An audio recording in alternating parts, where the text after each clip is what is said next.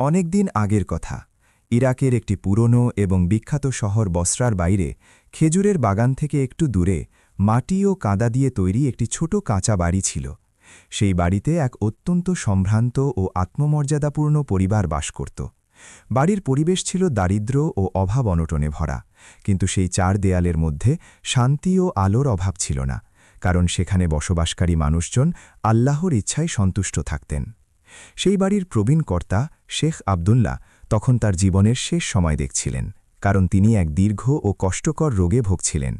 তার চিকিৎসার জন্য বাড়ির সমস্ত সঞ্চয় ফুরিয়ে গিয়েছিল এবং এমনকি ঘরের জিনিসপত্রও ধীরে ধীরে বিক্রি হয়ে গিয়েছিল।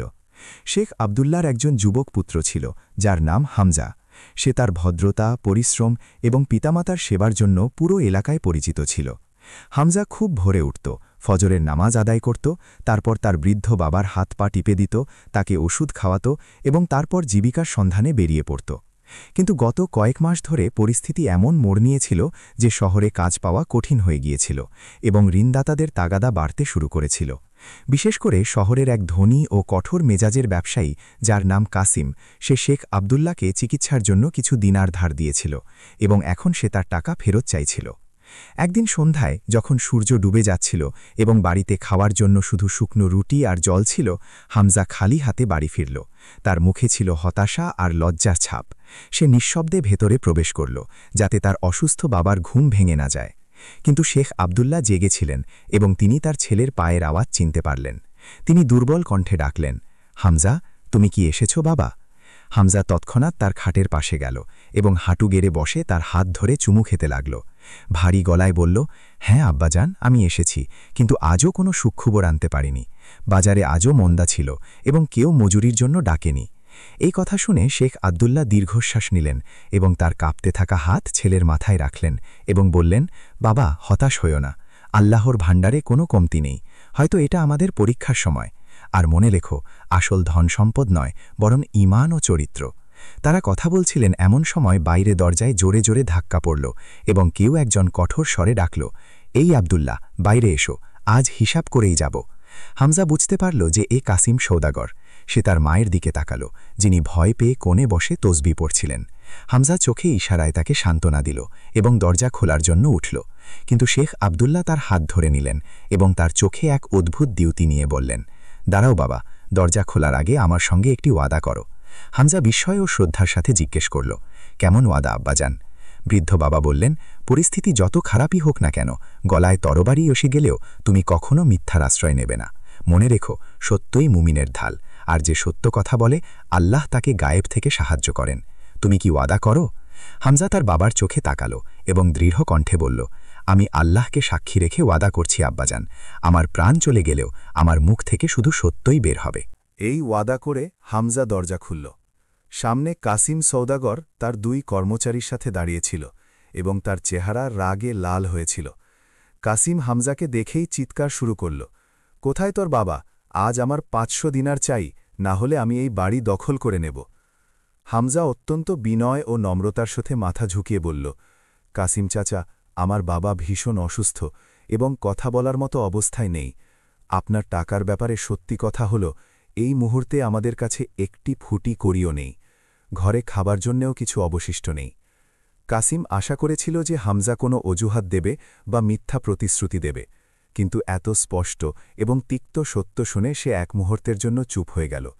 তারপর সে ব্যঙ্গ করে বলল, তাহলে কি আমি আমার টাকা ভুলে যাব? যদি টাকা না থাকে তবে এই বাড়ি খালি করো। হামজা এগিয়ে গিয়ে কাসিমের হাত ধরল এবং অনুরোধ করল, আমি মিথ্যা বলবো না চাচা, আমি আপনাকে টাকা ফিরিয়ে দেওয়ার ইচ্ছা রাখি, শুধু আমাকে একটু সময় দিন। আমি কালই শহর ছেড়ে অন্য কোনো দেশে ব্যবসার কাফেলার সাথে কাজ করতে যাব এবং যতক্ষণ না আপনার একটি একটি পয়সা শোধ করতে পারছি ততক্ষণ ফিরব না। আমাকে শুধু 40 দিনের সময় দিন।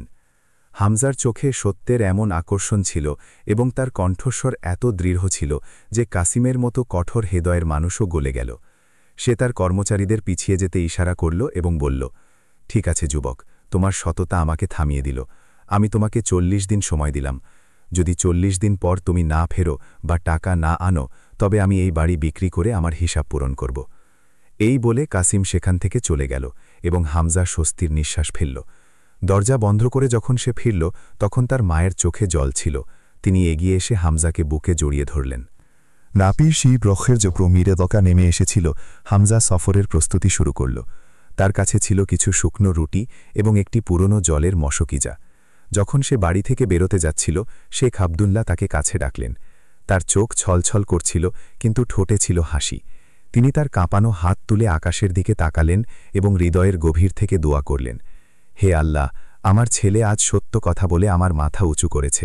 এর সফরকে সহজ করে দাও, এর হেফাজত করো এবং একে সেই সম্মান ও জীবিকা দাও যারে হকদার। সে তার পিতামাতার সেবায় কোনো ত্রুটি রাখেনি, তুমি তার প্রতি সন্তুষ্ট হও। মা ও ছেলের কপালে চুমু খেয়ে বললেন, যাও বাবা, আমার স্নেহের দোয়া তোমার সাথে আছে। সৎ নিয়ত আর সত্যের পথ কখনো জনশূন্য হয় না। আল্লাহ তোমার জন্য দরজা খুলে দেবেন। হামজা তার পিতামাতার পায়ে চুমু খেল এবং বাড়ি থেকে বেরিয়ে পড়ল। রাতের অন্ধকার তখনও কাটেনি এবং ঠান্ডা বাতাস বইছিল।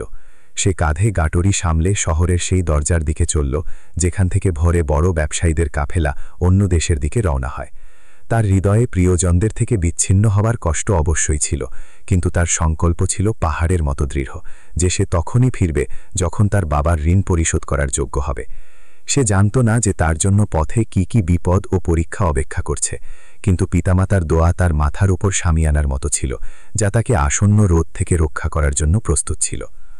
হামজা তার পিতামাতার দোয়ার ছায়ায় বাড়ি থেকে বেরিয়ে পড়ল। সে এখন শহরের উঁচু প্রাচীরগুলো পিছনে ফেলে সেই কাঁচা রাস্তায় হাঁটছিল, যা সোজা মরুভূমির দিকে গেছে, যেখান দিয়ে ব্যবসায়িক কাফেলা যাতায়াত করে।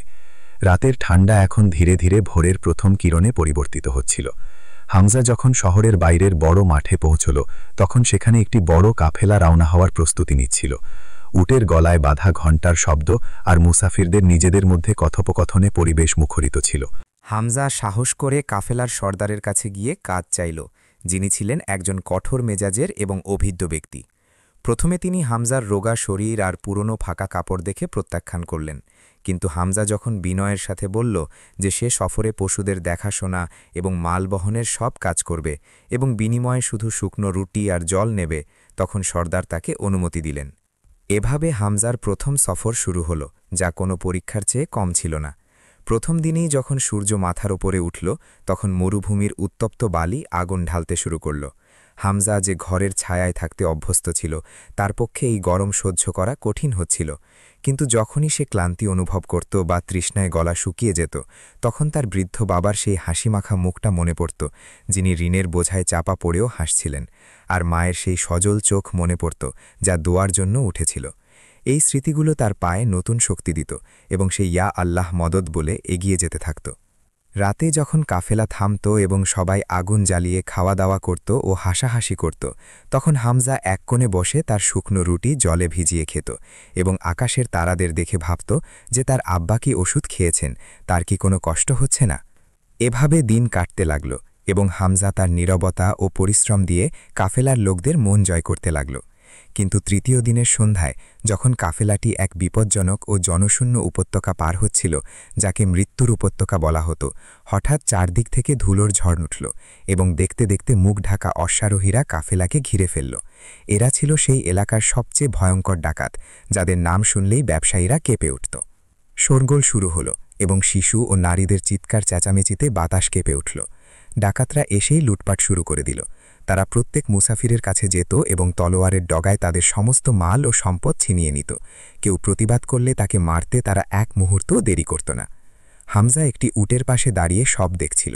তার হৃৎপিণ্ড দ্রুত স্পন্দিত হচ্ছিল, কিন্তু সে পালানোর চেষ্টা করল না, কারণ তার বাবা সেই ওয়াদা মনে ছিল যে সত্যই ঢাল। তখন ডাকাত সর্দার, যে ছিল লম্বা চওড়া এবং ভীতিকর চেহারার, যার চোখে রক্ত জমা হয়েছিল, ঘুরতে ঘুরতে হামজার কাছে এলো। সে হামজার ফাটা কাপড় আর ধুলোয় ঢাকা চেহারা দেখে অবজ্ঞার হাসি হাসল এবং গর্জন করে বলল, এই ফকিরের বাচ্চা, তোর কাছে তো মনে হচ্ছে তোর প্রাণ ছানা আর কিছুই নেই, সরে যা আমার রাস্তা থেকে। কিন্তু তারপর তার মাথায় রসিকতা চাপল এবং সে তার তলোয়ার হামজার গলায় রাখল এবং ব্যঙ্গ করে জিজ্ঞেস করল, নাকি তোর এই ন্যাকড়ার মধ্যেও কোনো গুপ্তধন লুকিয়ে আছে? সত্যি বল, না হলে এখনই মাথা ধর থেকে আলাদা করে দেব। এই সেই মুহূর্ত ছিল যখন হামজার ইমানের পরীক্ষা হওয়ার কথা ছিল। আসলে সফর শুরু হওয়ার ঠিক আগে তার মা তার বিয়ের সময়কার একমাত্র অবশিষ্ট সোনার চুড়িটি, যা তিনি বহু বছর ধরে সংরক্ষণ করে রেখেছিলেন, তা হামজা প্যান্টের ভেতরের দিকে সেলাই করে দিয়েছিলেন, যাতে খারাপ সময়ে কাজে আসে। হামজা জানত যে যদি সে না বলে দেয় তবে ডাকাতরা তাকে গরিব মনে করে ছেড়ে দেবে এবং চুরিটি বেঁচে যাবে, যা তার অসুস্থ বাবার চিকিৎসার জন্য অত্যন্ত জরুরি ছিল। কিন্তু যদি হ্যাঁ বলে তবে সেই শেষ সম্বলটুকুও চলে যাবে। এক মুহূর্তের জন্য শয়তান তার মনে সন্দেহ ঢোকালো যে মিথ্যে বলে দাও, এই সম্পদ তোমার পিতামাতার জন্য। কিন্তু পরের মুহূর্তেই তার বাবার সেই কথা মনে পড়ে গেল যে গলায় তলোয়ার থাকলেও মিথ্যে বলো না। হামজা একটি গভীর শ্বাস নিল। সে তার গলায় রাখা তলোয়ারের ধার অনুভব করল এবং সর্দারের চোখে চোখ রেখে শান্ত কণ্ঠে বলল, হ্যাঁ সর্দার, আমার কাছে একটি সোনার চুড়ি আছে, যা আমার মা আমার কাপড়ের ভেতরে সেলাই করে রেখেছেন। হামজার এই উত্তর শুনে সেখানে নীরবতা নেমে এলো। ডাকাত সর্দার, যে জানে কত মানুষকে লুট করেছে, সে বিস্ময়ে হতবাক হয়ে গেল। সে তলোয়ার নামিয়ে রাখল এবং এগিয়ে গিয়ে হামজার কাপড় হাতড়ে দেখল, এবং সত্যিই সেখানে চুড়িটি বিদ্যমান ছিল। সর্দার সেই চুড়িটি বের করে হাতে নিয়ে কখনো চুড়িটির দিকে দেখত আর কখনো সেই যুবক ছেলেটির দিকে। সে অবাক হয়ে জিজ্ঞেস করল, এই নাদান ছেলে, তুই জানতিস যে আমি তোকে গরিব মনে করে ছেড়ে দিতাম? তুই তোর এই সম্পদ বাঁচাতে পারতিস। তুই আমাকে সত্যি কথা কেন বললি যখন এখানে লোকেরা নিজেদের প্রাণ বাঁচানোর জন্য মিথ্যা বলে? হামজার চোখে জল এসে গেল, কিন্তু সে দৃঢ়তার সাথে জবাব দিল, সর্দার, আমি বাড়ি থেকে বেরোনোর সময় আমার অসুস্থ ও বৃদ্ধ বাবার কাছে ওয়াদা করে এসেছিলাম যে আমার প্রাণ চলে গেলেও আমি মিথ্যা বলবো না। এই চুড়িটি আমার মায়ের শেষ স্মৃতিচিহ্ন, কিন্তু আমার ওয়াদা আমার মায়ের স্মৃতিচিহ্নের চেয়েও বেশি মূল্যবান। যদি আমি আজ একটি চুরির জন্য আল্লাহ এবং আমার বাবার কাছে করা ওয়াদা ভেঙে দিতাম, তবে আমি সারা জীবন নিজের চোখে চোখ রাখতে পারতাম না। সম্পদ আবার পাওয়া যেতে পারে, কিন্তু একবার ভাঙা বিশ্বাস আর জোড়া লাগে না। হামজার এই সরল ও সত্য কথাগুলো সেই ডাকাত সর্দারের হৃদয়ে তীরের মতো বিধল। সেই লোকটি যে বছরের পর বছর ধরে পাপ আর লুটপাটের জীবন কাটাচ্ছিল, আজ এক দুর্বল ছেলের শক্তিশালী সত্যের কাছে হেরে গেল। তার হাত থেকে তলোয়ার ছুটে গিয়ে বালির উপর পড়ে গেল। সে অনুভব করল যে এই ছেলেটি দরিদ্র হয়েও তার চেয়ে বেশি ধনী, কারণ তার কাছে ঈমানের দৌলত আছে। সর্দারের চোখ সজল হয়ে উঠল। সে সেই সোনার চুড়িটি আবার হামজার পকেটে রাখল এবং ভারী গলায় তার সঙ্গীদের দিকে চিৎকার করে বলল, ও আমার সাথীরা, থেমে যাও। আমরা আজ পর্যন্ত মানুষের মাল লুট করেছি, কিন্তু আজ এই ছেলেটি আমার মন লুট করে নিয়েছে। যে ব্যক্তি অসহায় অবস্থায়ও নিজের রব এবং নিজের বাবার প্রতি এত বিশ্বস্ত, তাকে লুট করা সবচেয়ে বড় গুনাহ। তারপর সে হামজার কাঁধে হাত রাখল এবং বলল, যাও বাবা, তোমার সততা আজ তোমাকে এবং পুরো কাফেলাকে বাঁচিয়ে দিয়েছে। আমি লজ্জিত যে আমি এত শক্তিশালী হয়েও আমার বিবেকের দাস, আর তুমি এত দুর্বল হয়েও স্বাধীন। সর্দার শুধু হামজার চুড়িই ফিরিয়ে দিল না, বরং নিজের কাছ থেকে কিছু সোনার মুদ্রা বের করে হামজাকে দিল এবং বলল, এটা আমার পক্ষ থেকে উপহার, এটা রাখো আর আমার জন্য দোয়া করো যাতে আল্লাহ আমাকেও সত্য কথা বলার তৌফিক দেন। এই দৃশ্য দেখে কাফেলার লোকেরা, যারা মৃত্যুর ভয়ে কাঁপছিল, এখন হামজাকে শ্রদ্ধা ও ভক্তির চোখে দেখছিল। ডাকাতরা কাউকে কোনো ক্ষতি না করেই সেখান থেকে ফিরে গেল, এবং যখন কাফেলা আবার চলতে শুরু করল, তখন সবার মুখে হামজার সততার আলোচনা ছিল। কিন্তু হামজার হৃদয় তখনও শান্ত ছিল, কারণ সে অনুভব করেছিল যে যখন মানুষ সত্যের আঁচল ধরে, তখন আল্লাহ শত্রুদের মনকেও মোম করে দেন। যাত্রা তখনও দীর্ঘ ছিল এবং গন্তব্য অনেক দূরে, তবে এই ঘটনা হামজার মধ্যে নতুন এক প্রাণশক্তি সঞ্চার করেছিল। ডাকাত সর্দারের কাছ থেকে পাওয়া সম্মান এবং আর্থিক সাহায্যের পর কাফেলা তার গন্তব্যের দিকে এগিয়ে চলল, এবং বহুদিনের সফরের পর অবশেষে তারা দামেস্কের মতো এক মহান শহরে পৌঁছল। সেখানকার উঁচু ভবন এবং বাজারের জাঁকজমক দেখে হামজার চোখ খুলে গেল। এখানে পৌঁছে কাফেলার লোকেরা তাদের পথ আলাদা করে নিল, এবং হামজা, যে এতক্ষণ কাফেলার ছায়ায় সুরক্ষিত ছিল, এখন এই বড় এবং অজানা শহরে একেবারে একা হয়ে গেল। তার কাছে ডাকাত সর্দারের দেওয়া সোনার মুদ্রাগুলো ছিল, যা নিয়ে সে খুব আত্মবিশ্বাসী ছিল যে এগুলো বাঁচিয়ে বাবার ঋণ পরিশোধে দেবে এবং এখানে পরিশ্রম করে বাকি টাকা জোগাড় করবে। কিন্তু ভাগ্য হয়তো তার ধৈর্যের আরও পরীক্ষা নিতে চেয়েছিল। শহরে প্রবেশের কয়েক ঘণ্টা পর যখন সে একটি সরাইখানার বাইরে জল পান করার জন্য থামল, তখন ভিড়ের সুযোগ নিয়ে একজন দক্ষ পকেটমার, যে মুসাফিরদেরই লক্ষ্য করত, খুব নিপুণভাবে হামজার কোমর থেকে বাঁধা সেই থলিটি চুরি করে নিল, যাতে ডাকাতের দেওয়া সমস্ত মুদ্রা ছিল। হামজা জল পান করে যখন তার কোমর হাতড়াল তখন সেখানে কিছু না পেয়ে তার পায়ের তলার মাটি সরে গেল। সে পাগলের মতো এদিক ওদিক তাকাল, লোকেদের জিজ্ঞেস করল, কিন্তু সেই ঠগের কোনো চিহ্ন ছিল না। সে এক মুহূর্তে ধনী থেকে আবার ফকির হয়ে গিয়েছিল। তার কাছে এখন মায়ের আমানত সেই লুকানো সোনার চুড়িটি ছাড়া আর কিছুই অবশিষ্ট ছিল না। ক্ষুধা ও তৃষ্ণা তাকে কষ্ট দিতে শুরু করেছিল এবং শয়তান সঙ্গে সঙ্গে তার হৃদয়ে সন্দেহ ঢোকাল যে হামজা, চুড়িটি বিক্রি করে দাও, না হলে ক্ষুধায় মারা যাবে, আর বাবার ঋণ কিভাবে শোধ করবে। কিন্তু হামজা তার ক্ষুধার্থ ও তৃষ্ণার্থ অবস্থাতেও নিজের নাফসের মনের সাথে যুদ্ধ করল এবং ভাবল যে না, এই চুড়িটি তো শেষ আশা। আমি আল্লাহর কাছে ওয়াদা করেছি, আমি এই আমানতের সাথে বিশ্বাসঘাতকতা করব না। সেই রব যিনি ডাকাতের মন গলিয়ে দিয়েছিলেন, তিনি আমাকে এখানেও নষ্ট হতে দেবেন না। এই বিশ্বাসের ভরসায় সে শহরের বাজারে কাজের সন্ধানে বেরিয়ে পড়ল। কিন্তু এই শহর মরুভূমির মতো নীরব ছিল না, বরং এখানে চারদিকে ছিল কোলাহল আর স্বার্থপরতার পরিবেশ। সে যে দোকানে যেত এবং কাজ চাইত, দোকানদাররা তার ফাটা পুরনো কাপড় আর ধুলোমাখা চেহারা দেখে তাকে ভিখারি মনে করে তাড়িয়ে দিত। কেউ বলতো, আমাদের অভিজ্ঞ লোক চাই, তুমি কি হিসাব নিকাশ জানো? হামজা চাইলে মিথ্যা বলতে পারত যাতে চাকরি পেয়ে যায়, কিন্তু সে সত্যি বলল, না, আমি লেখাপড়া জানি না, তবে পরিশ্রম করতে পারি। এই কথা শুনেই লোকেরা তাকে সেখান থেকে বের করে দিত। সকাল থেকে সন্ধ্যা হয়ে গেল, সে বহু জায়গা থেকে ধাক্কা খেল। এমনকি এক মিষ্টির দোকানের বাইরে যখন সে দাঁড়িয়েছিল, তখন দোকানদার তাকে চোর মনে করে জোরে ধাক্কা দিল, যার ফলে হামজা মুখ থুবড়ে পড়ে গেল এবং তার হাত ও হাঁটু ছিলে গেল। লোকেরা মজা দেখছিল। হামজার চোখে জল এসে গেল। তার নিজের বাড়ি আর মায়ের কোল মনে পড়ল, কিন্তু সে কোনো অভিযোগ করল না। সে উঠে তার কাপড় ঝেড়ে এগিয়ে গেল। এভাবে ৩ দিন কেটে গেল।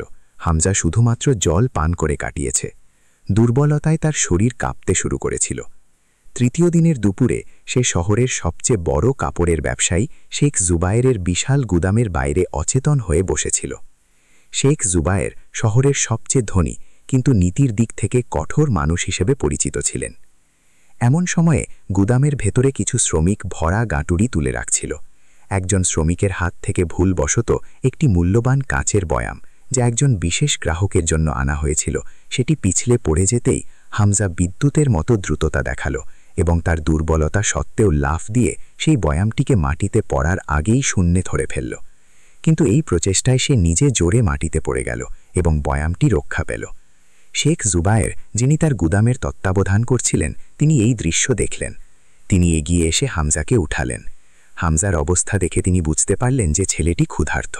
তিনি তার কর্মচারীদের তাকে জল ও খাবার দিতে বললেন। যখন হামজার দেহে কিছুটা শক্তি ফিরে এলো, তখন শেখ জুবায়ের তাকে জিজ্ঞেস করলেন, তুমি কে এবং এখানে কি করছো? তুমি চাইলে সেই বয়ামটি নিয়ে পালাতে পারতে বা পড়তে দিতে। তুমি কেন নিজের জীবন ঝুঁকিতে ফেললে? হামজা শ্রদ্ধার সাথে মাথা নিচু করে বলল, হুজুর, আমি একজন বিদেশী এবং কাজের সন্ধানে আছি। কারোর ক্ষতি হতে দেখা আমার শিক্ষায় নেই। আমার বাবা শিখিয়েছেন যে পরিশ্রমের রুটিতেই বরকত আছে, চুরি বা বেইমানিতে নয়। শেখ জুবায়ের তার কথায় মুগ্ধ হলেন, কিন্তু তিনি পরোক্ষকারী দৃষ্টি রাখতেন। তিনি হামজাকে পরীক্ষা করার জন্য বললেন, দেখো ছেলে, আমার গুদামের জন্য একজন তত্ত্বাবধায়ক দরকার, তবে শর্ত হল তাকে ব্যবসার কৌশল জানতে হবে এবং কিছুটা মিথ্যা বলতে জানতে হবে, কারণ বাজারে নিজের পণ্য বিক্রি করার জন্য তার প্রশংসা করতে হয়, পণ্যের ত্রুটি থাকলেও। যদি তুমি এটা করতে পারো, তবে আমি তোমাকে এখনই চাকরি দেব এবং ভালো বেতনও দেব। এটা ছিল হামজার জন্য সবচেয়ে বড় পরীক্ষা। একদিকে ক্ষুধা আর দারিদ্র্য, আর অন্যদিকে চাকরি, যা তার সব সমস্যা সমাধান করে দিতে পারত। শুধু হ্যাঁ বলার অপেক্ষা ছিল। হামজা এক মুহূর্ত ভাবল, তারপর সে শেখ জুবায়েরের চোখে তাকাল এবং বিনয়ী কিন্তু দৃঢ়ভাবে মাথা নেড়ে প্রত্যাখ্যান করল। সে বলল, ক্ষমা করবেন শেখজি, আমি একজন অসহায় এবং অভাবী মানুষ অবশ্যই। আমার টাকার খুব প্রয়োজন, যাতে আমি আমার বাবার ঋণ শোধ করতে পারি, কিন্তু আমি সেই কাজ কখনোই করতে পারি না যাতে মিথ্যা ও প্রতারণা জড়িত। আমার বাবা আমার কাছ থেকে ওয়াদা নিয়েছিলেন যে গলা কেটে গেলেও মিথ্যা না বলতে। যদি আপনার ব্যবসায় মিথ্যা বলা জরুরি হয়, তবে এই চাকরি আমার জন্য নয়। আমি না খেয়ে থাকব, কিন্তু হারাম উপার্জন আমার পিতামাতাকে খাওয়াবো না। এই কথা বলে হামজা তার পুরনো থলিটি তুলে নিল এবং সেখান থেকে যেতে লাগল। তার এই জবাবে সেখানে দাঁড়িয়ে থাকা সব কর্মচারী অবাক হয়ে গেল। শেখ জুবায়েরের মুখে প্রথমে গাম্ভীর্য ছিল, কিন্তু হামজা যখনই ঘুরল তার মুখে এক উজ্জ্বল হাসি ফুটে উঠল। তিনি ডেকে বললেন, দাঁড়াও বাবা, আমি তো শুধু তোমাকে পরীক্ষা করছিলাম। আজকের যুগে দক্ষ লোক অনেক পাওয়া যায়, কিন্তু সৎ লোক খুঁজেও পাওয়া যায় না। যে ক্ষুধারও সত্য বিক্রি করেনি, সে আমার ভাণ্ডারের সবচেয়ে সেরা রক্ষক হতে পারে। শেখ জুবায়ের এগিয়ে এসে হামজার কাঁধে হাত রাখলেন এবং বললেন, তোমার মিথ্যা বলার প্রয়োজন নেই। আজ থেকে তুমি আমার গুদামের সবচেয়ে বিশেষ লোক। আমি তোমাকে ব্যবসা শেখাবো এবং তোমার চাওয়া মতো মজুরিও দেব, কারণ সততাই সবচেয়ে বড় ব্যবসা। এভাবে হামজার কষ্ট শেষ হল এবং তার সততা তাকে সেই স্থান এনে দিল যা মিথ্যা বলে হয়তো সে কখনোই পেত না। কিন্তু গল্পটি তখনও শেষ হয়নি, কারণ শহরে বসবাসকারী কিছু পুরনো এবং ঈর্ষাপরায়ণ কর্মচারী হামজার এই উন্নতিতে খুশি ছিল না, এবং তারা এখন তার বিরুদ্ধে এক গভীর ষড়যন্ত্র করার প্রস্তুতি নিচ্ছিল। শেখ জুবায়েরের ব্যবসায় হামজা যোগ দেওয়ার পর যেন বরকতের দরজা খুলে গিয়েছিল। হামজা তার পরিশ্রম, একাগ্রতা এবং সর্বোপরি তার সততা দিয়ে কয়েক মাসের মধ্যেই শেখের এত বিশ্বাস অর্জন করল যে এখন গুদামের চাবি এবং হিসাব কিতাব সব তারই হাতে থাকত। হামজা তার প্রথম রোজগার থেকে কিছু টাকা বাঁচিয়ে একজন মুসাফিরের হাতে তার পিতামাতার কাছে পাঠাল এবং সাথে চিঠি লিখল যে, আব্বাজান, আপনার দোয়াই আমাকে সাহস দিয়েছে, শীঘ্রই সমস্ত ঋণ শোধ করে দেব। সবকিছু ঠিকঠাক চলছিল, কিন্তু বলা হয় যে সফলতা শত্রু তৈরি করে। সেই গুদামের পুরনো মুন্সি, যার নাম করিম ছিল, সে হামজার এই দ্রুত বর্ধনশীল জনপ্রিয়তা দেখে হিংসায় জ্বলে পড়ে গেল। করিম যে বছরের পর বছর ধরে সেখানে ছিল, কিন্তু তার চুরি এবং কারচুপির কারণে কখনো শেখের মন জয় করতে পারেনি। এখন সে ভাবল যে এই ছেলেটি যদি এখানে থাকে তবে আমার ডাল গলবে না এবং আমার পুরনো চুরিগুলোও ধরা পড়ে যাবে। তাই সে হামজাকে রাস্তা থেকে সরানোর জন্য একটি অত্যন্ত জঘন্য ষড়যন্ত্র তৈরি করল। ঘটনাটি ছিল এমন, এক রাতে শেখ জুবায়ের একটি ছোট পুটলি, যাতে ইয়েমেন থেকে আসা কিছু দুর্লভ হিয়া ও মুক্তা ছিল, তা হামজার হাতে দিলেন এবং বললেন, হামজা, এটি আমার জীবনের সবচেয়ে বড় পুঁজি। কাল সকালে আমাকে এটি রাজকীয় ভাণ্ডারে জমা দিতে হবে। আজ রাত এটি তুমি তোমার হেফাজতে রাখবে। হামজা সেই পুটলিটি নিল এবং তার বিছানার নিচে লুকিয়ে ঘুমিয়ে পড়ল। মুন্সি করিম, যে ওত পেতেছিল, সে রাতের অন্ধকারে যখন হামজা গভীর ঘুমেছিল তখন বড় কৌশলে সেই পুটলিটি সেখান থেকে সরিয়ে নিল এবং গুদামের পিছনের অংশে আবর্জনার স্তূপে লুকিয়ে রাখল। আর সেই পুটলি থেকে শুধু একটি মুক্তা বের করে চুপিসালে আবার হামজার পকেটে রেখে দিল, যাতে সন্দেহ দৃঢ় হয়। সকালে যখন সূর্য উঠল এবং শেখ জুবায়ের এলেন, তখন তিনি হামজা থেকে সেই আমানত চাইলেন। হামজা হাসি মুখে বিছানার নিচে হাত দিল, কিন্তু সেখানে কিছু না পেয়ে তার হুঁশ উড়ে গেল। সে ঘাবড়ে গিয়ে পুরো ঘর তছনছ করল, কিন্তু পুটলি গায়েব ছিল। শেখ জুবায়েরের মুখ রাগে লাল হয়ে গেল। তিনি চিৎকার করে বললেন, হামজা, কোথায় সেই পুটলি? তুমি কি সেটি চুরি করেছ? হামজা কাঁদতে কাঁদতে শেখের পা জড়িয়ে ধরল এবং বলল, না মালিক, আল্লাহর কসম, আমি চুরি করিনি। আমি জানি না সেটি কোথায় গেল।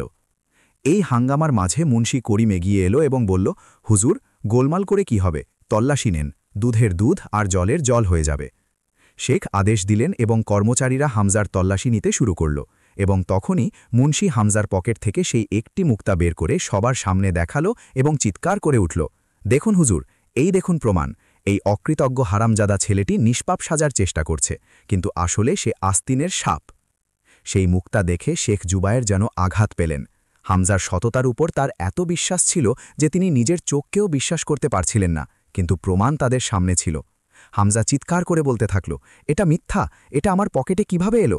আমি জানি না, কেউ আমাকে ফাঁসাচ্ছে। আমি আমার বাবার কাছে ওয়াদা করে এসেছি, হ্যাঁ, আমি চুরি করব না। কিন্তু শেখ জুবায়ের, যিনি প্রতারিত হওয়াকে ভীষণ ঘৃণা করতেন, তার হৃদয় পাথরের মতো শক্ত হয়ে গেল। তিনি হামজার চোখে তাকালেন এবং ঘৃণা ভরে বললেন, আমি তোমার দারিদ্র্যের প্রতি দয়া দেখিয়েছিলাম, আর তুমি আমার পিঠে ছুরি মেরেছ। তোমার ভাষা হয়তো সত্যি হতে পারে, কিন্তু এই মুক্তা মিথ্যা বলে না। বেরিয়ে যাও আমার চোখের সামনে থেকে। আমি তোমাকে জেলে পাঠাচ্ছি না শুধুমাত্র তোমার বৃদ্ধ বাবার সম্মানের কথা ভেবে, কিন্তু আজকের পর আমাকে আর কখনো নিজের মুখ দেখাবে না। হামজা অনেক মিনতি করল, নিজের সাফাই দেবার চেষ্টা করল, কিন্তু তাকে ধাক্কা মেরে গুদাম থেকে বের করে দেওয়া হলো। যে দরজা তার জন্য সমৃদ্ধির পথ খুলেছিল, আজ তা চিরতরে বন্ধ হয়ে গেল। হামজা রাস্তায় পড়ে গেল, ধুলোয় মাখা, অপমানিত আর লাঞ্ছিত। লোকেরা আসা যাওয়ার সময় তাকে বিদ্রুপ করছিল, দেখো, এ সেই লোক যে বড় সৎ সাজত, অবশেষে চোর বের হল। হামজা নিজের কান বন্ধ করে নিল এবং শহরের জনশূন্য গলিগুলোর দিকে ছুটল। সন্ধে হয়ে গিয়েছিল এবং হঠাৎ প্রবল বৃষ্টি শুরু হল। হামজা একটি পুরনো দোকানের কার্নিশায় নিচে গুটিয়ে বসে পড়ল। সে একেবারে একা ছিল। মাথায় ছাদ নেই, পকেটে টাকা নেই, এবং সবচেয়ে বড় কথা, তার উপর চোরের দাগ লেগে গিয়েছিল, যা তার আত্মাকে ক্ষতবিক্ষত করছিল। সে হাউমাউ করে কাঁদতে লাগল এবং আকাশের দিকে তাকিয়ে ফরিয়াদ করল, হে আল্লাহ, এ কেমন পরীক্ষা! আমি সত্যের আঁচল ছাড়িনি, তবুও আমাকে এই শাস্তি পেতে হল। সততার ফল কি অপমান? আমার আব্বা বলেছিলেন যে সত্য কথা বলার লোককে আল্লাহ গায়েব থেকে সাহায্য করেন। তাহলে আজ আমি একা কেন? বৃষ্টির জলের সাথে তার অশ্রু মিশে যাচ্ছিল। শয়তান আবার আক্রমণ করল যে, দেখে নিলি তো সত্যের পরিণতি? যদি সেদিন মিথ্যা বলে চুরি করতে, তবে আজ ধনী হতে। কিন্তু এই গভীর হতাশা এবং ভাঙা হৃদয়ের মধ্যেও হামজা তার হৃদয়ে একটি হালকা আলো অনুভব করল। সে তার ভেজা মুখ পরিষ্কার করল এবং নিজেকে বলল, না, এই সময় কেটে যাবে। আমার রব দেখছেন যে আমি নির্দোষ। হয়তো আল্লাহ চান যে আমি অন্য কোনো দরজায় যাই। আমি হার মানব না। আমি বাড়ি ফিরে যাব না যতক্ষণ না এই দাগ ধুয়ে ফেলতে পারি এবং হালাল উপার্জন জমা করতে পারি। রাত গভীর হতে লাগল এবং হামজা খালি পেটে ঠান্ডায় কাঁপতে কাঁপতে সেখানেই মাটিতে ঘুমিয়ে পড়ল, একেবারে একা, ঠিক সফরের প্রথম দিনের মতো।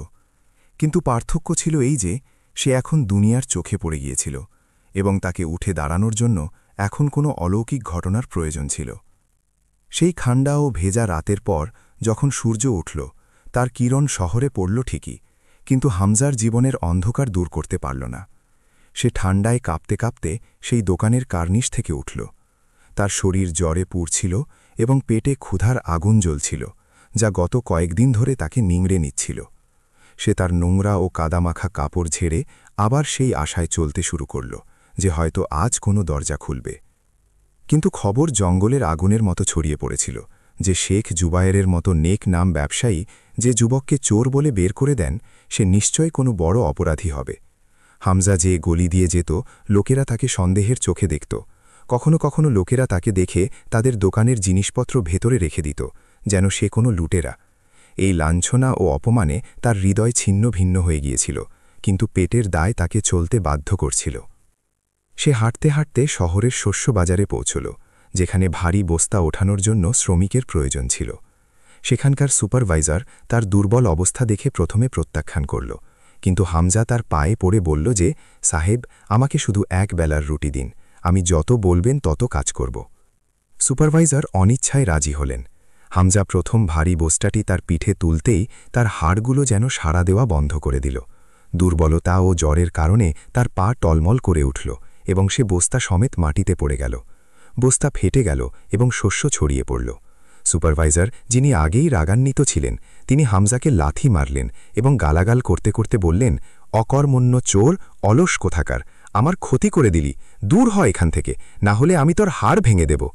হামজা সেখান থেকে পড়ে যেতে যেতে দৌড়াল। তার শরীরে আঘাত ছিল এবং হৃদয়ে ছিল গভীর ক্ষত। দুপুর গড়িয়ে গিয়েছিল এবং এখন ক্ষুধায় তার চোখের সামনে অন্ধকার নেমে আসছিল। সে এক রুটিওয়ালার দোকানের পাশে দাঁড়িয়ে গেল, যেখানে তাজা রুটির গন্ধ আসছিল। সে ভাবল যে হয়তো এখানে কোনো বাসি রুটি পাওয়া যেতে পারে, কিন্তু দোকানদার তাকে দেখেই ধমক দিয়ে তাড়িয়ে দিল, যা এখান থেকে ভিখারি, এখানে বিনামূল্যে রুটি পাওয়া যায় না। হামজা জল পান করে পেটের আগুন নেভানোর চেষ্টা করল, কিন্তু জলও এখন গলা দিয়ে নামা কঠিন হচ্ছিল। সন্ধ্যা হতে হতে সে শহরের বাইরে এক আস্তাবলের কাছে পৌঁছল, যেখানে ঘোড়া বাঁধা ছিল। সেখানে ছিল নোংরামি আর দুর্গন্ধ। আস্তাবলের মালিক বলল, যদি এই ঘোড়াগুলোর নোংরা পরিষ্কার করে দিস এবং নর্দমা পরিষ্কার করে দিস, তবে বাসি শুকনো রুটি পেতে পারিস। এই কাজটি ছিল অত্যন্ত অপমানজনক। হামজা, যে একটি সম্ভ্রান্ত পরিবারের চোখের মণি ছিল, যার বাবার একসময় পুরো এলাকায় সম্মান ছিল, আজ সে ঘোড়ার বিষ্ঠা ও নোংরা পরিষ্কার করতে বাধ্য হল। সে চোখে জল আটকে রেখে সেই কাজটি শুরু করল। নিজের হাতে নোংরা তুলল, যাতে হালালের একটি গ্রাস পেতে পারে। কিন্তু ভাগ্যের পরিহাস দেখুন, কাজ করার সময় একটি দুষ্টু ঘোড়া তাকে জোরে লাথি মারল, যা সোজা তার বুকে লাগল। হামজা ব্যথায় কাতরাতে কাতরাতে দূরে ছিটকে পড়ল। আস্তাবলের মালিক সহানুভূতি দেখানোর পরিবর্তে উল্টো রেগে গেল, তুই আমার ঘোড়াদের বিরক্ত করছিস, ভাগ এখান থেকে, তুই কোনো রুটি পাবি না। হামজা ব্যথায় কোকিয়ে সেখান থেকেও বিতাড়িত হল। এখন রাত গভীর হয়েছিল এবং সে শহরের এক জনশূন্য স্থানে একটি ভাঙা দেয়ালের পাশে বসেছিল। তার শরীর ভেঙে পড়েছিল, শ্বাস প্রশ্বাস দ্রুত চলছিল। তখনই অন্ধকারে দুটি ছায়া ভেসে উঠল। এরা ছিল সেই চোর ছিনতাইকারীরা যারা বাজারে ঘুরে বেড়াত। তারা হামজার অবস্থা দেখল এবং একজন এগিয়ে এসে বলল, কি মিয়া, দেখলে তো দুনিয়ার ভদ্রতা, যতক্ষণ সৎ থাকবে না খেয়ে মরবে, আমাদের সাথে যোগ দাও। শুধু ছোটখাটো চুরি করতে হবে, আর প্রতি রাতে পেট ভরে খাবার এবং নরম বিছানা পাবে। এমনিতেই তো দুনিয়া তোমাকে চোর মনে করে, তাহলে চোর হয়েই যাও না কেন? এটি ছিল শয়তানের শেষ এবং সবচেয়ে বড় আঘাত। হামজার হারানোর আর কিছুই ছিল না, শুধু একটি হ্যাঁ, আর তার ক্ষুধা মিটে যেতে পারত, ব্যথা দূর হতে পারত। কিন্তু সেই ভাঙা দেয়ালের ছায়ায় মাটি ও রক্তে মাখা হামজা তার কাঁপতে থাকা ঠোঁট খুলল। তার কণ্ঠে ছিল ব্যথা, কিন্তু দৃঢ় সংকল্প। সে বলল, ভাই, দুনিয়া আমাকে চোর মনে করুক, আমার রব জানেন আমি কি। আমি আমার বাবার কাছে ওয়াদা করেছিলাম যে গলা কাটতে পারে, কিন্তু মিথ্যা ও হারামের কাছে মাথা নত করতে পারে না। আমি মৃত্যু মেনে নেব, কিন্তু সেই রুটি নয় যে আমার বিবেককে মেরে ফেলে। চোরেরা তাকে পাগল বলল এবং হাসতে হাসতে চলে গেল। হামজা আবার একা হয়ে গেল, এত একা যে তার নিজের হৃৎস্পন্দনও শব্দ বলে মনে হচ্ছিল। সে আকাশের দিকে তাকালো, যেখানে তারারা জ্বলছিল, এবং তার ভাঙা শ্বাসের সাথে প্রার্থনা করল, হে আল্লাহ, আমার মধ্যে আর শক্তি নেই। আমি প্রতিটি ধাক্কা খেয়েছি, প্রতিটি দরজা থেকে প্রত্যাখ্যাত হয়েছি। এখন শুধু তোমার দরজাই বাকি। যদি তুমি চাও যে আমি এভাবেই মারা যাই, তবে তোমার ইচ্ছা, কিন্তু আমার পিতামাতাকে জানিয়ে দিও যে তাদের ছেলে শেষ নিঃশ্বাস পর্যন্ত সত্যকে বিক্রি করেনি। এই কথা বলতে বলতে তার চোখ বন্ধ হতে লাগল। ক্ষুধা, তৃষ্ণা, আঘাতের ব্যথা এবং ক্লান্তি তাকে নিস্তেজ করে দিয়েছিল। সে সেখানেই বালি ও মাটির ওপর অচেতন হয়ে পড়ল, একেবারেই নিঃস্ব ও অসহায়, যেখানে তাকে জল দেওয়ার মতো কেউ ছিল না। বাহ্যিকভাবে এটি ছিল তার ধ্বংসের দৃশ্য, কিন্তু বাস্তবে এটি ছিল রাতের অন্ধকারের সেই শেষ প্রহর, যার ঠিক পরেই ভোরের আলো ফুটতে যাচ্ছিল। কারণ আল্লাহ তার বান্দাদের পরীক্ষা করেন ঠিকই, কিন্তু নষ্ট করেন না। রাতের অন্ধকার তার চরম সীমায় ছিল এবং ঠান্ডা হাড়ে প্রবেশ করছিল, যখন হামজা অজ্ঞান অবস্থায় সেই জনশূন্য স্থানে পড়েছিল, যেখানে জীবন ও মৃত্যুর মধ্যে শুধু একটি সরু সুতো বাকি ছিল। কিন্তু আল্লাহর শান দেখুন, যে বান্দাকে দুনিয়া প্রত্যাখ্যান করেছিল, রব তাকে একা ছাড়লেন না। ঠিক সেই সময় ফজরের আজানের কিছু আগে শহরের একজন বুজুর্গ ও নেকদিল মানুষ, যার নাম বাবা রহিম ছিল এবং যিনি সেই এলাকার মসজিদের খাদেম ছিলেন, তিনি তাহাজ্জুদ পড়ে বাড়ি ফিরছিলেন। তার দৃষ্টি মাটির ওপর পড়ে থাকা একটি দেহের ওপর গেল। বাবা রহিম কাছে গিয়ে দেখলেন যে একজন যুবক মাটিতে শুয়ে আছে এবং তার শ্বাস-প্রশ্বাস দুর্বল। তিনি মনোযোগ দিয়ে দেখলেন যে সেই যুবকের চেহারায় চোরদের মতো কোনো নিস্তেজতা নেই, বরং এক অদ্ভুত নিষ্পাপতা ও নূর রয়েছে, যা কোনো বিপন্ন সম্ভ্রান্ত মানুষের হয়ে থাকে। তিনি বিসমিল্লাহ পড়ে হামজাকে ধরে নিলেন এবং নিজের দুর্বল পিঠে তুলে নিয়ে তার কাছাকাছি অবস্থিত ছোট কুঁড়ে ঘরে নিয়ে গেলেন। সেখানে তিনি আগুন জ্বালালেন, যাতে হামজার ঠান্ডা শরীরে উষ্ণতা আসে, এবং ছাগলের তাজা দুধ বের করে খুব কষ্ট করে তার গলায় ফোঁটা ফোঁটা করে দিলেন। ঘণ্টাখানেক চেষ্টার পর যখন সূর্য উঠল, তখন হামজার শরীরে কিছুটা নড়াচড়া হল এবং সে ধীরে ধীরে চোখ খুলল।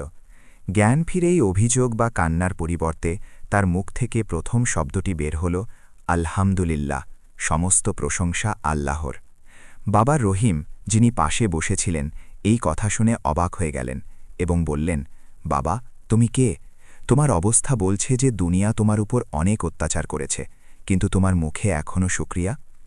হামজা দুর্বল কণ্ঠে বলল, বাবা, আমি একজন মুসাফির। লোকেরা আমার উপর চুরির অভিযোগ করেছে, আমাকে মেরেছে, পিটিয়েছে, কিন্তু আমি খুশি যে আমার রব জানেন যে আমি সৎ। বাবা রহিমের চোখে জল এসে গেল। তিনি বললেন, নিঃসন্দেহে সত্য হয়তো সমস্যায় পড়তে পারে, কিন্তু পরাজিত হয় না। এদিকে হামজার প্রাণ বাঁচছিল, আর ওদিকে আল্লাহর লাঠি বিনা আওয়াজে চলতে শুরু করেছিল। মুন্সি করিম, যে হামজার উপর মিথ্যা অভিযোগ করেছিল, সে এখন ভয়মুক্ত হয়ে গিয়েছিল। সে ভেবেছিল যে হামজা এখন শহর ছেড়ে পালিয়ে গেছে বা মারা গেছে। এখন ময়দান পরিষ্কার। এই লোভ ও অহংকারে সে পরের দিন দুপুরে সেই চুরি করা পুটলি নিয়ে শহরের জহরাত বাজারে পৌঁছল, যাতে সেই দুর্লভ হিরেগুলো বিক্রি করে অর্থ উপার্জন করতে পারে। সে তার মুখ ঢেকে রেখেছিল এবং শহরের সবচেয়ে বড় জহরি শেঠ মনসুরের দোকানে গেল। শেঠ মনসুর ছিলেন শেখ জুবায়েরের পুরনো বন্ধু এবং হীরা চেনাতে বিশেষজ্ঞ। মুন্সি করিম ভয়ে ভয়ে সেই পুটলি খুলল এবং তার মধ্যে থেকে সেই ইয়েমেনি রুবিটি বের করল, যা শেখ জুবায়েরের সবচেয়ে পছন্দের ছিল এবং যা শেখ জুবায়ের শেঠ মনসুরকেও বহুবার দেখিয়েছিলেন। শেঠ মনসুর যখনই সেই উজ্জ্বল লাল পাথরটি দেখলেন তিনি চমকে উঠলেন।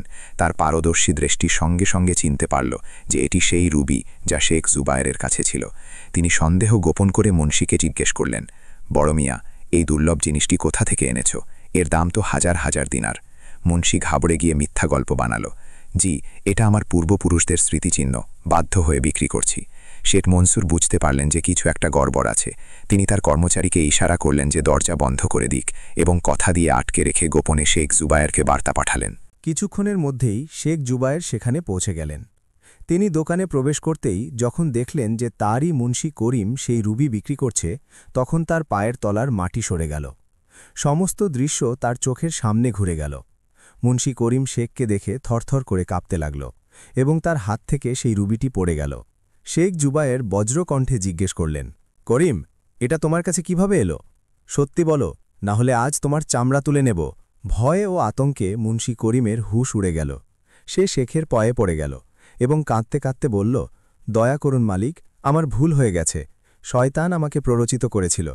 আমিই সেই পুটলি চুরি করেছিলাম এবং হামজাকে ফাঁসানোর জন্য একটি মুক্তা তার পকেটে রেখেছিলাম, যাতে সে রাস্তা থেকে সরে যায় এবং আমার চুরি ধরা না পড়ে। হামজা নির্দোষ হুজুর, সে সম্পূর্ণ পবিত্র। মুন্সির এই অপরাধ স্বীকার শুনে শেখ জুবায়েরের এমন মনে হল যেন কেউ তার বুকে ছুরি মেরেছে। তিনি তার সম্পদ ফিরে পাওয়ার খুশি অনুভব করলেন না, বরং একজন নির্দোষ এবং সত্যের প্রতিমূর্তিকে অপমান করার গভীর আঘাত পেলেন। তিনি সেখানেই মাটিতে বসে পড়লেন এবং নিজের মাথা ধরে চিৎকার করে উঠলেন, হে আল্লাহ, আমি কি করে ফেললাম? আমি ইউসুফের মতো একজন সৎ মানুষকে চোর বললাম। আমি সেই এতিম ও বিদেশির অভিশাপ নিলাম। সে বলেছিল সে সৎ, কিন্তু আমি তার সততাকে প্রত্যাখ্যান করলাম। শেখ জুবায়েরের চোখ থেকে অনুশোচনার অশ্রু ঝরতে লাগল। তিনি সঙ্গে সঙ্গে আদেশ দিলেন যে মুন্সি করিমকে কারাগারে বন্দী করা হোক এবং নিজে সেই মুহূর্তেই পাগলের মতো বাজারে বেরিয়ে পড়লেন। তিনি আসা যাওয়ার পথে প্রত্যেককে জিজ্ঞেস করছিলেন, তোমরা কি কোনো যুবককে দেখেছ? সেই রোগা পাতলা, চোখে সততা আছে। আমি তার উপর জুলুম করেছি, আমাকে তাকে খুঁজে বের করতে হবে। কিন্তু সারা দিন খোঁজার পরেও হামজার কোনো সন্ধান মিলল না। সন্ধ্যা হয়ে গেল এবং শেখ জুবায়ের ক্লান্ত হয়ে সেই মসজিদের দিকে গেলেন যেখানে বাবা রহিম খেদমত করতেন, যাতে আল্লাহর কাছে ক্ষমা চাইতে পারেন। যখন তিনি মসজিদের আঙিনায় কাঁদছিলেন, তখন বাবা রহিম তাকে চিনতে পারলেন এবং কাছে এসে কাঁধে হাত রাখলেন। কি হয়েছে শেখ, এত চিন্তিত কেন? শেখ জুবায়ের কাঁদতে কাঁদতে সব ঘটনা শোনালেন, যে কিভাবে তিনি একজন নির্দোষকে তাড়িয়ে দিয়েছিলেন। বাবা রহিমের মুখে হাসি এলো এবং তিনি বললেন, আল্লাহ তার নেক বান্দাদের নষ্ট করেন না, এসো আমার সাথে। তিনি শেখ জুবায়েরকে তার কুঁড়ে ঘরে নিয়ে গেলেন। শেখ ভেতরে প্রবেশ করতেই যখন দেখলেন যে হামজা একটি ফাটা মাদুরের ওপর শুয়ে আছে, দুর্বল ও অসুস্থ, কিন্তু চেহারায় সেই একই প্রশান্তি। শেখ জুবায়ের দৌড়ে এগিয়ে গেলেন এবং হামজার পায়ে পড়ে গেলেন। আমাকে ক্ষমা করে দাও বাবা, আমাকে ক্ষমা করে দাও। আমি অন্ধ হয়ে গিয়েছিলাম, আমি তোমার সততাকে চিনতে পারিনি। হামজা তাড়াতাড়ি উঠে শেখকে উঠানো। তার চোখে কোনো অভিযোগ ছিল না। সে শেখের হাত চুমু খেল এবং বলল, মালিক, আপনি ক্ষমা চাইবেন না। এই সবই আল্লাহর পক্ষ থেকে পরীক্ষা ছিল। সত্যের ওপর আঁচড় পড়ে না, শুধু দেরি হয়। দেখুন, আমার রব আমার কপাল থেকে কলঙ্কের টিকা মুছে দিয়েছেন। এই দৃশ্য দেখে বাবা রহিমের চোখও সজল হয়ে গেল। সত্য উন্মোচিত হয়েছিল, শত্রু লাঞ্ছিত হয়েছিল এবং সত্যের জয় হয়েছিল। কিন্তু গল্পের সবচেয়ে সুন্দর মোড়টি তখনও বাকি ছিল, কারণ শেখ জুবায়ের শুধু ক্ষমা চাইতে আসেননি, তিনি হামজার জন্য এমন একটি পুরস্কার ভেবে এসেছিলেন যা তার এবং তার পিতামাতার জীবন বদলে দেবে। শেখ জুবায়ের এবং বাবা রহিমের সামনে সত্য প্রকাশিত হওয়ার পর পরিবেশে এক অদ্ভুত আধ্যাত্মিকতা ও পবিত্রতা ছেয়ে গিয়েছিল। শেখ জুবায়ের হামজাকে নিজের বুকে জড়িয়ে ধরেছিলেন এবং তার চোখ থেকে অশ্রু থামছিল না। তিনি সেই মুহূর্তে সেখানে উপস্থিত তার সমস্ত কর্মচারী এবং শহরের গণ্যমান্য ব্যক্তিদের জড়ো করলেন এবং ঘোষণা করলেন, ওহে মানুষেরা, সাক্ষী থেকো। আজ পর্যন্ত আমি আমার ব্যবসায় হীরা মুক্তা পরখ করেছি, কিন্তু মানুষ চিনতে আমার ভুল হয়ে গিয়েছিল। এই যুবক হামজা চোর নয়, বরং এই শহরের সবচেয়ে ধনী মানুষ, কারণ তার কাছে সেই ঈমান আছে যা আমাদের সবার কাছে একত্রিত হয়েও নেই। আজ থেকে আমি হামজাকে আমার ব্যবসার সমান অংশীদার বানালাম এবং যেহেতু আমার কোনো সন্তান নেই, তাই আমার পরে আমার সমস্ত সম্পত্তির ওয়ারিশ সেই হবে। এই কথা শুনে হামজা বিনয়ের সাথে অস্বীকার করতে চাইল, কিন্তু শেখ তাকে কসম দিয়ে চুপ করিয়ে দিলেন। কিন্তু হামজার চেহারায় তখনও কিছুটা উদ্বেগের ছাপ ছিল। সে শেখ জুবায়েরকে বলল, হুজুর, আপনার এই সম্মান দেওয়ার জন্য ধন্যবাদ, কিন্তু আমাকে আজই বসরার দিকে ফিরতে হবে। আমার বাবার কাছে করা 40 দিনের ওয়াদা কাল সন্ধ্যায় শেষ হচ্ছে। যদি আমি কাল সূর্য ডোবার আগে সেখানে না পৌঁছাই এবং কাসিম সওদাগরকে 500 দিনার না দিই, তবে সে আমার বৃদ্ধ পিতামাতাকে ঘর থেকে বের করে দেবে এবং আমার সততা হেরে যাবে। শেখ জুবায়ের সঙ্গে সঙ্গে বললেন, চিন্তা করো না বাবা, সত্য কখনো হারে না। তিনি তখনই তার আস্তাবল থেকে সবচেয়ে দ্রুতগামী আরবি ঘোড়াগুলো বের করালেন এবং তার সবচেয়ে বিশ্বস্ত দেহরক্ষীদের একটি দল হামজার সাথে প্রস্তুত করলেন। শেখ হামজাকে 500 দিনার নয়, বরং 5000 স্বর্ণমুদ্রা এবং মূল্যবান উপহার দিয়ে বিদায় জানালেন। হামজা, যে কয়েক মাস আগে ফাটা কাপড়, খালি পা এবং ক্ষুধার্ত তৃষ্ণার্ত অবস্থায় এই শহরে এসেছিল, আজ সে এক রাজপুত্রের শান শহকত নিয়ে ফিরে যাচ্ছিল। যাত্রা দ্রুত কাটতে লাগল, ঘোড়ারা বাতাসের সাথে কথা বলছিল। হামজার হৃদয় কেবল এই দোয়াই করছিল, হে আল্লাহ, আমার পৌঁছানোর আগ পর্যন্ত আমার মা বাবার সম্মান রক্ষা করো। ওদিকে বসরার 40তম দিন এসে গিয়েছিল এবং সূর্য অস্ত যাওয়ার কাছাকাছি ছিল। কাসিম সওদাগর তার গুন্ডাদের নিয়ে শেখ আবদুল্লার দরজায় পৌঁছে গিয়েছিল। মহল্লার লোকেরা জড়ো হয়েছিল এবং শেখ আবদুল্লাহ তার খাটে শুয়েছিলেন। তার অবস্থা খুব খারাপ ছিল। মা দরজার চৌকাঠ ধরে কাঁদছিলেন এবং রাস্তার দিকে ফ্যালফ্যাল করে তাকিয়েছিলেন। কাসিম চিৎকার করে বলল, আবদুল্লাহ, তোর ছেলের ওয়াদা মিথ্যা প্রমাণিত হল। সূর্য ডুবতে চলেছে এবং সে আসেনি। এখন এই বাড়ি আমার। শেখ আবদুল্লাহ দুর্বল কণ্ঠে বললেন, কাসিম, একটু ধৈর্য ধরো। আমার ছেলে মিথ্যে বাড়ি নয়, সে আসবেই, অবশ্যই আসবে। কাসিম হেসে উঠল এবং বলল, কোন ছেলে? সে তো হয়তো কোনো বিদেশে ক্ষুধায় মরে গেছে বা পালিয়ে গেছে। এদের যে বাড়ি থেকে বের করো। কাসিমের লোকেরা যেই এগিয়ে গেল, জমিতে একটি কম্পন অনুভূত হল। দূর থেকে ধুলোর ঝড় উঠতে দেখা গেল এবং ঘোড়ার খুঁড়ের আওয়াজে পুরো মহল্লা কেঁপে উঠল। সবাই ঘুরে দেখল তো অবাক হয়ে গেল। একটি বিশাল দল দ্রুত এগিয়ে আসছিল, আর সবার আগে সাদা ঘোড়ায় সওয়ার একজন যুবক ছিল, যার চেহারা রোগে জলজল করছিল। সে ছিল হামজা। সে ঘোড়া দরজায় থামাল এবং লাফ দিয়ে নিচে নামল। কাসিম ও তার লোকেরাই রাজকীয় জাকজমক দেখে ভয় পেয়ে গেল। হামজা এগিয়ে গিয়ে উচ্চ কণ্ঠে বলল, থামুন কাসিম চাচা, আমার বাবার বাড়ি খালি করার প্রয়োজন নেই। কাসিম তোতলাতে তোতলাতে বলল, তুমি হামজা? হামজা কোনো জবাব না দিয়ে নিজের কোমর থেকে একটি ভর্তি থলি বের করে কাসিমের পায়ের কাছে উল্টে দিল। হাজার হাজার সোনার মুদ্রা মাটিতে ঝনঝন করে ছড়িয়ে পড়ল, যার উজ্জ্বলতা কাসিমের চোখ ধাঁধিয়ে দিল। হামজা বলল, এই নিন আপনার 500 দিনার, এবং এই বাকি টাকা আপনার সেই ধৈর্যের জন্য যা আপনি দেখিয়েছেন। এখন হিসাব সমান হল। কাসিম লজ্জা ও বিস্ময়ে জলজল হয়ে গেল। সে নিঃশব্দে তার লোকদের ইশারা করল এবং মাথা নিচু করে সেখান থেকে চলে গেল। হামজা সঙ্গে সঙ্গে ঘরের ভেতরে ছুটে গেল এবং তার বাবার পায়ে পড়ে গেল। আব্বাজান, আমি এসেছি, আমি আমার ওয়াদা পূরণ করেছি, আমি ক্ষুধা সহ্য করেছি, অপমান সয়েছি, কিন্তু আমি মিথ্যে বলিনি। শেখ আবদুল্লাহ তার কাঁপানো হাত দিয়ে ছেলের মুখ ধরলেন এবং তার চোখ থেকে আনন্দের অশ্রু ঝরতে লাগল। তিনি বললেন, আমার ছেলে, আমার ধন সম্পদের জন্য খুশি লাগছে না, খুশি লাগছে এই জন্য যে তুমি তোমার রব এবং তোমার বাবার কাছে করা অঙ্গীকার ভাঙনি। আজ তুমি প্রমাণ করে দিলে যে পিতামাতার শিক্ষা এবং সত্যের শক্তি পৃথিবীর সমস্ত সম্পদের চেয়ে বড়। মা এগিয়ে এসে হামজাকে বুকে জড়িয়ে ধরলেন এবং তার স্নেহের বাঁধ ভাঙল। হামজা তার পকেট থেকে সেই সোনার চুড়িটি বের করল যা মা দিয়েছিলেন এবং মায়ের হাতে ফিরিয়ে দিতে দিতে বলল, আম্মি, এই আমানত ফিরিয়ে নিন। আমাকে এটি বিক্রি করার প্রয়োজন পড়েনি, কারণ যার মাথায় পিতামাতার দোয়া থাকে তাকে কোনো সাহায্যের মুখাপেক্ষী হতে হয় না। সেই রাতে সেই বাড়িতে আনন্দের এমন পরিবেশ ছিল যা ভাষায় প্রকাশ করা যায় না। শেখ জুবায়ের গাওয়া টাকা দিয়ে হামজা শুধু তার বাড়ির অবস্থাই বদলায়নি, বরং পুরো মহল্লার গরিবদের সাহায্য করল। সে সেই কাঁচা বাড়িটিকে পাকা করাল এবং তার বাকি জীবন তার পিতামাতার সেবায় উৎসর্গ করল। অল্প সময়ের মধ্যেই হামজা বসরার সবচেয়ে বড় এবং সম্মানিত ব্যবসায়ী হয়ে উঠল।